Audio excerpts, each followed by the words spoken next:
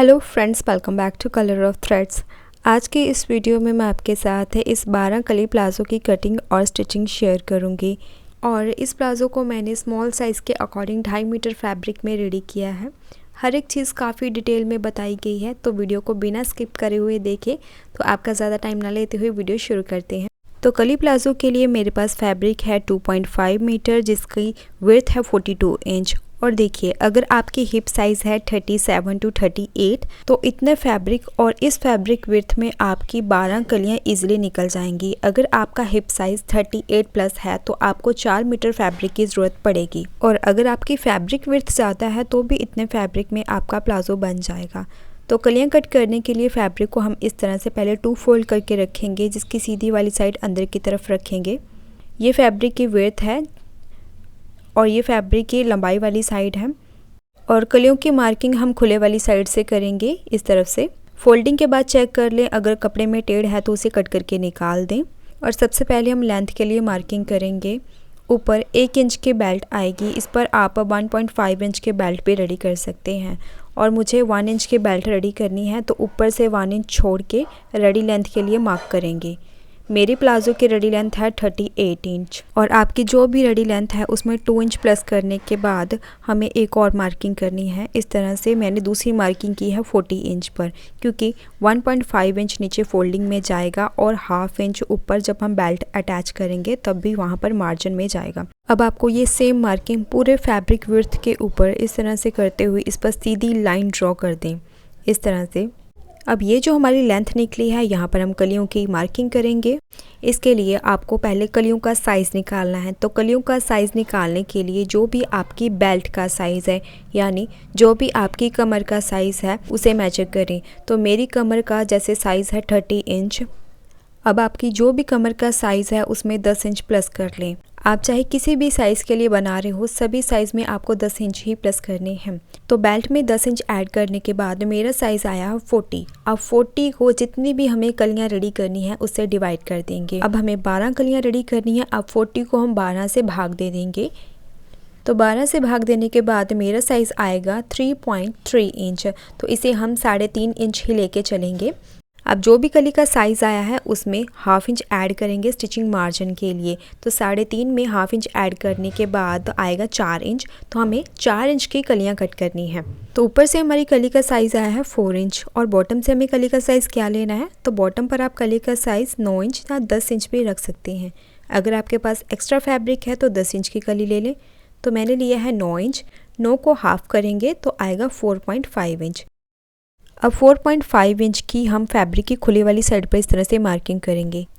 ये मार्किंग हमें इसलिए लेनी है क्योंकि यहाँ पर हम जब पहली कली की मार्किंग करेंगे तो यहाँ पर थोड़ा सा कपड़ा वेस्ट होगा, इसलिए जो भी आपने बॉटम पर कली का साइज़ लेना है उसका हाफ करके यहाँ पर पहले मार्किंग कर लें। अब इस मार्किंग के आगे जो हमारी कली का साइज़ आया है उसकी मार्किंग करेंगे। तो मेरा साइज़ आया था 4 इंच। अब इस मार्किंग के आगे हमें 4 इंच की मार्किंग करनी है इस तरह से। अब कली की बॉटम की मार्किंग करेंगे 9 इंच पर इस तरह से। अब दोनों साइड की जो ये हमने मार्किंग की है, इन्हें आप स्केल के साथ या मेजरमेंट टेप के साथ इस तरह से जोड़ेंगे।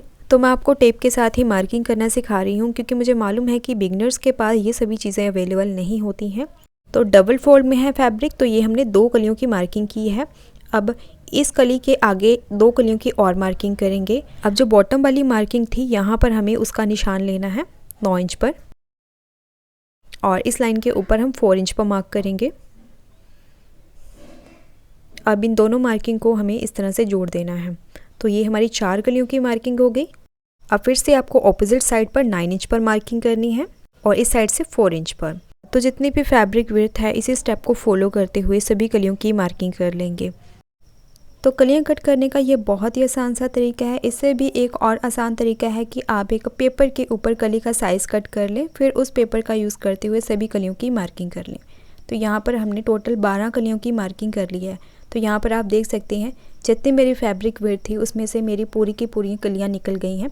इसलिए मैंने बोला था कि अगर आपका साइज़ ज़्यादा है तो यहाँ पर आपका बड़े साइज़ का प्लाजो नहीं बन सकता, इसलिए आपको 4 मीटर फैब्रिक की ही ज़रूरत पड़ेगी, ताकि जितना भी आगे की तरफ फैब्रिक होगा उसमें से आप एक्स्ट्रा कलियाँ कट कर पाओ।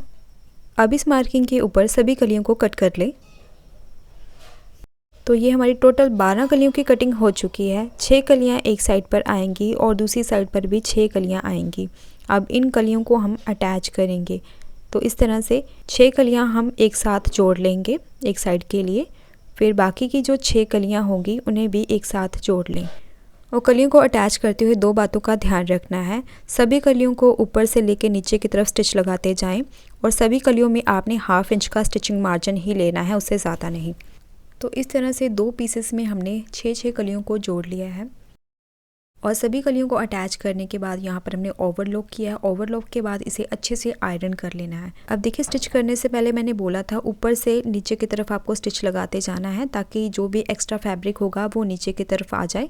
अब जो एक्स्ट्रा फैब्रिक है उसे कट कर दें और सभी कलियां जोड़ने के बाद बेल्ट को मेजर करें। और यहाँ पर ध्यान रखना है जो भी आपका हिप साइज़ है उससे 1 से 1.5 इंच एक्स्ट्रा फैब्रिक मार्जिन होना चाहिए ताकि प्लाज़ो को पहनने में प्रॉब्लम ना आए। अगर आपका मार्जिन यहाँ पर कम आ रहा है तो आप सभी कलियों में से थोड़ा थोड़ा फैब्रिक मार्जिन को निकाल दें, क्योंकि यहाँ पर हमने 1/2 इंच का ही फैब्रिक मार्जिन लिया था, तो एक्स्ट्रा फैब्रिक मार्जिन आपको यहाँ पर नहीं लेना है। अब ये मेरे पास जो फैब्रिक है इस पर हमें लाइनिंग भी अटैच करनी पड़ेगी क्योंकि ये सी थ्रू है।